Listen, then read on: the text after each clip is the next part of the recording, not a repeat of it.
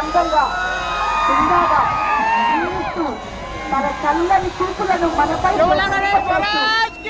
ఈ సంవత్సరానికి పోయి వస్తాను, వచ్చే ఏటికి మళ్ళీ వస్తాను, మీరు ప్రశాంతంగా జీవించండి, భద్రతపరమైన చర్యలు తీసుకోండి, ఖచ్చితంగా పోలీసు వారి సూచనలను పాటించండి అంటున్నట్టుగా స్వామి వారి చూపులు ప్రచురిస్తున్నాయి. కాబట్టి